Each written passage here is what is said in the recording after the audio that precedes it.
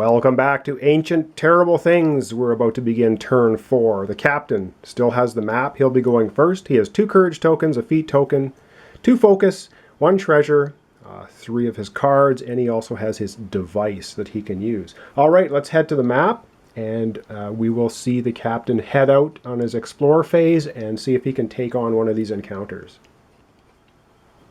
Okay, so the captain heading up the river in the riverboat is going to the Accursed Shrine. So he's going to be able to collect the 2 tokens that are sitting there, 1 treasure and 1 feat token. And now he has an option. He can take a focus or a feat token. And I think he's going to take a focus token to help him re-roll. All right. Next up is he is going to have to deal with the Ghostly Siren. It's worth 6 points at the end of the game. However, he's going to need a run of 4, starting at a 2 or higher. So he needs a 2, 3, 4, 5, or a 3, 4, 5, 6. So let's get set up to roll some dice and see if the captain can overcome the Ghostly Siren. All right, the captain ready to roll. His first roll, he needs a straight, 4 dice. He gets a 3 and a 5. 1, 2, 3, and a 5. I think he's going to roll everything again and hope for better luck here. Okay, second roll, he needs a straight, 2s or higher. Okay, that's not bad. He has a 3, 4, and a 6. He is going to spend 2 focus dice and hope that he can get a 5 on his last re-roll here. So let's see if he can do that. Come on, 5. And that would be a no. So he is unable to complete the Ghostly Siren. However, he doesn't have too bad as far as cashing in for tokens. He has a straight 1, 2, 3. So that he can use right now to claim 3 treasure tokens.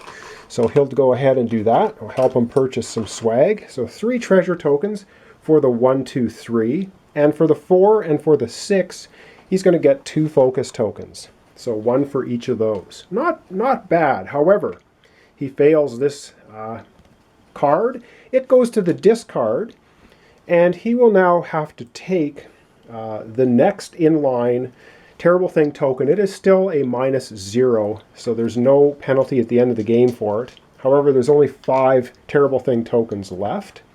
So that is his exploration phase finished. And so at the end of the exploration phase, of course, he comes down to the trading post. And now he actually has quite a bit of purchase power. He has 5 treasures, so he could buy the whiskey is to gain 1 ancient secret at the end of the game for each Terrible Thing token in your stash. So that would give him a point for each one in his stash. The locket lets him exhaust, and the serum exhaust this card. Spend any 3 resource tokens to discard a Terrible Thing token from your stash. I think he's going to buy that one. So for 2 treasures, he's going to buy the serum in case he gets stuck with some of those really high negative points at the end of the game. Of course, the swag goes down, and now we have Dynamite, which is quite a good card. It's exhaust this card to reroll exactly 3 of your focus dice. And remember, when you're using swag for reroll or you're using feat cards for reroll, it doesn't count towards your 3 rolls of the dice. All right, that's the captain. Pretty successful turn, even though he didn't defeat the Ghostly Siren. Now let's head over to the journalist and see what she's going to do. Okay, so here we are at the journalist. She's collected 1 Terrible Thing token. She has 4 feat tokens, 5 focus tokens. She also has the machete, which lets her spend focus tokens instead of courage tokens to instantly defeat one of the encounters. Okay, not doing too bad. She has Smooth Talker, Brave Face, and Last Gasp. So let's go to the main board and see where she is going to explore. All right, the journalist ready to head up the river. And I think she is going to go to the Yawning Chasm once again. She's going to collect 1 treasure token. That is there. And now she can purchase one of the... she can use a Desperate Act to complete one of their cards, and she's actually going to use her machete, which lets her spend focus tokens in place of or instead of courage tokens when you're performing a desperate act. So this is good. So I'm going to tap that card so she can obviously use it only once. She has 5 focus tokens right here. She's going to spend all 5 of her focus tokens, and she's going to take the occultist card, which is going to be worth 5 points at the end of the game. And remember, the special ability here at the Yawning Chasm is she can do a desperate act at any location, not the one that she's on. So very nicely done. Of course, she has no focus tokens left. All right, she has to now deal with the monstrous idol. And it means she needs to have 5 dice all showing a 3 or higher. So a fairly difficult one to do. Things get a little harder, and when we get to the red cards, you'll see they get even more difficult. All right, let's get to rolling and see how the journalist makes out with the monstrous idol. Okay, journalist, all set to try and defeat the monstrous idol. See what she can get. And so 3 of her dice are higher. She has no ability to reroll because she has no focus dice to reroll the dice. So she's just going to have to keep rerolling all of her dice to see if she can get all 5 of them at 3 or higher. So let's try that again.